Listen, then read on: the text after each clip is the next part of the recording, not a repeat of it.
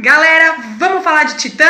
Vamos falar dessa lua muito interessante? E mais do que tudo, hein, gente? Quando eu falei de Europa, uma lua de Júpiter, quando eu falei sobre Encélado, a outra, na live passada, lua de Saturno, sempre eu deixei claro que esses dados que eu tô trazendo para vocês nessas lives destes satélites importantes são muito recentes, né? Os dados da Cassini, por exemplo, ainda tem muita coisa para ser processada, muita coisa. Então, quando a gente está falando de luas ou satélites naturais, vamos tirar esse elefante branco da sala mais uma vez? Galera, não está errado a gente se referir aos satélites naturais dos planetas do Sistema Solar como luas. Só tem que tomar um cuidado na hora da escrita, tá bom? Lua com L maiúsculo, com letra maiúscula, é o nosso satélite, porque é um nome, tá bom? A gente pode generalizar dizendo luas com L minúsculo, porque se a gente for derivar exatamente dos papers em inglês, você vai encontrar moons, sem o menor problema, tá? Mas se você tivesse um pouco de receio de ousar e falar as luas, pode ir para a designação que todo mundo usa, que é o quê? Satélites naturais. Então vamos lá, gente, começando aqui com Titã. Em primeiro lugar, vamos dar essa ficha técnica, né? Muitas das coisas que a gente fala vão fazer sentido conforme eu vou destrinchando aqui sobre a estrutura do satélite, sobre a atmosfera, sobre a superfície, mas para a gente chegar até lá, a gente tem que falar esses números. Então vamos lá, gente. Diâmetro. Já disse que essa é a segunda maior lua do Sistema Solar, é a maior de Saturno, mas é a segunda maior lua do Sistema Solar, com um diâmetro de aproximadamente 5.000 quilômetros. Guardem esse número, porque quando eu for falar da estrutura de Titã, vocês vão ficar meio chocados, mas enfim, 5.000 quilômetros é o diâmetro. Período orbital, 15 dias, tá bom? Então, a rotação é síncrona, assim como a nossa Lua, tá bom? Assim como o nosso satélite tem rotação síncrona, quer dizer, o período que Titã demora para orbitar Saturno equivale ao mesmo período de rotação da Lua, tá bom? Então sempre uma mesma face fica virado para o planeta. Então são 15 dias de período orbital e rotação por ser síncrona.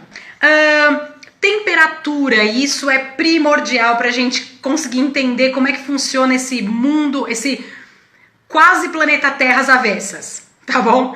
A temperatura de Titã varia um pouquinho, bem pouco, mas assim, a média é de menos 150 graus Celsius.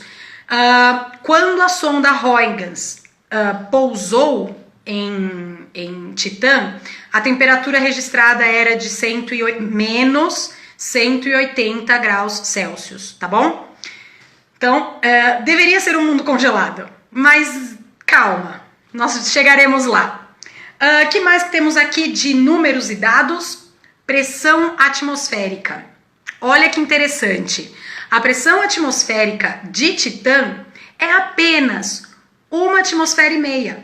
Aqui no planeta Terra, a gente convenciona 1 atmosfera, então a gente usa esse parâmetro. Então lá em Titã, se você, tirando todas as outras coisas de Titã, mas se fôssemos levar só em consideração a atmosfera, se você estivesse na superfície, a pressão que você sentiria seria mais ou menos um mergulho numa piscina olímpica. É aquela pressão daquela quantidade de água, por exemplo, em cima de você. Então é ok. É uma pressão ok, a gente aguentaria. Se fosse só esse, o problema tava bom. Bom, falando, né, que Titã foi descoberta em 1655 por Christian Huygens. Por isso, né, gente? Por isso, né? A sonda tem esse nome. E ele deu o nome de Saturniluna. Qual outro nome ele iria dar para uma descoberta acidental, ele nem estava procurando nenhum satélite, né? Na verdade, ó, em 1655, quando ele descobriu esse satélite em Saturno, ele tinha, há 5 anos antes, assim, ele tinha criado o seu telescópio, construído o seu próprio telescópio 5 anos antes. Ele estava alinhando o seu telescópio para observações de Saturno, quando ele descobre Titã. E é claro, gente, os nomes das luas de Saturno, né, foram dados, esses nomes que a gente conhece, Mimas, Encélado, Titã, esses nomes foram dados no século XIX, tá? Até lá, os nomes foram simplesmente Saturno 1, Saturno 2, Saturno 3, Saturno 4 e por aí foi, tá? Mas o primeiro nome que Titã recebeu foi Saturno e Luna, obviamente, por motivos óbvios, não é mesmo?